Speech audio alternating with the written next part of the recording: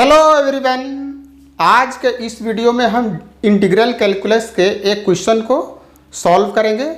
देखिए यहाँ है, क्या है क्वेश्चन, प्रूव करना है, एक इंटीग्रल फाइंड आउट करना है किसका, 1/x² प्लस a² का कितना होता है 1/a tan इनवर्स x/a। तो इसी को हम प्रूव करेंगे। तो इतना डिटेल से बतलाएंगे कि एक बच्चा भी समझ जाएगा। तो आप ध्यान से देखिएगा, पूरा वीडियो को ध्यान से देखिएगा, स्किप नहीं कीजिएगा, ठीक है, शुरू से अंत तक देखिएगा। तो सॉल्यूशन स्टार्ट करते हैं।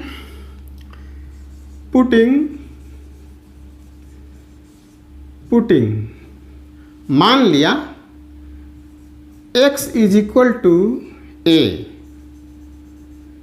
tan थीटा है, मान लिया x tan थीटा है ना। तो इसको डिफ्रेंशिएट कर देना है, दोनों पक्षों का डिफ्रेंशिएट कर देना है। तो लिखेंगे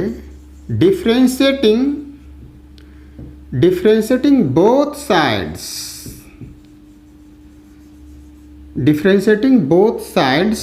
with respect to x we get, left side में x का डिफरेंशियल कोफिशिएंट क्या हो जाएगा, बिल्कुल विस्तार से लिख रहे हैं, x के रेस्पेक्ट में हो गया dx/dx, है ना। तो राइट साइड में क्या हो जाएगा, a तो कांस्टेंट है ना, डिफरेंशियल कोफिशिएंट ऑफ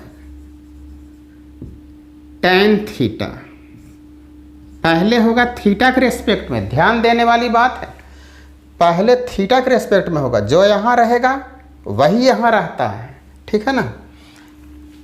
उसके बाद थीटा चला जाएगा यहाँ, अब आया x के रेस्पेक्ट में, ठीक है, ये हो गया क्लियर।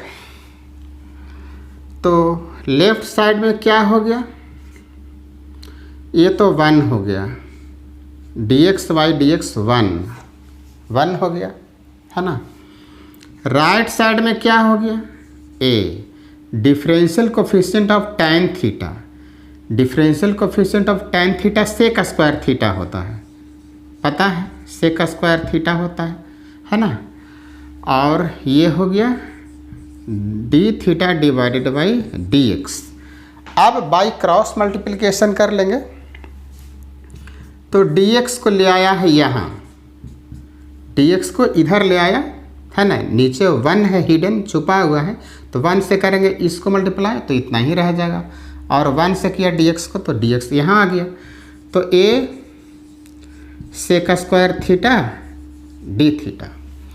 एक बात और ध्यान देने वाली है कि इससे हमें और भी रिजल्ट मिलेगा, इससे हमें और भी रिजल्ट मिलेगा। क्या मिलेगा, tan थीटा = क्या हो जाएगा, x/a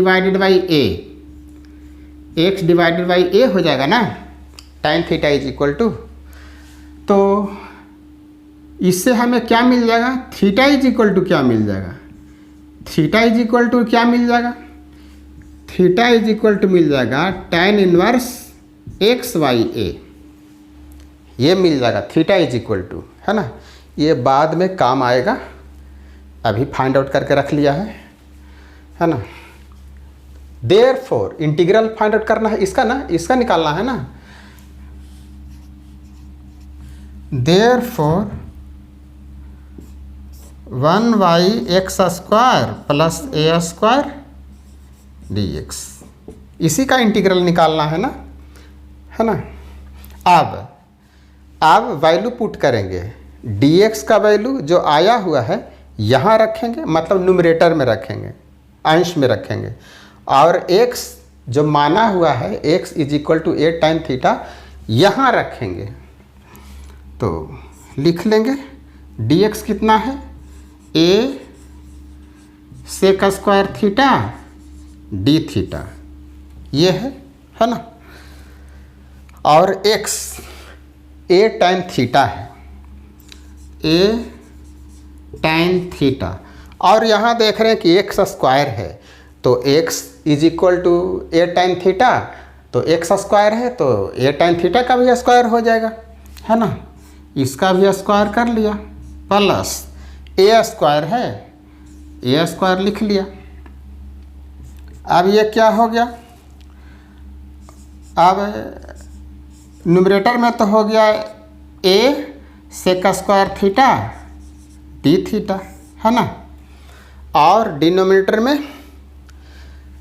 में क्या लिख लेंगे, a square tan square theta plus a square.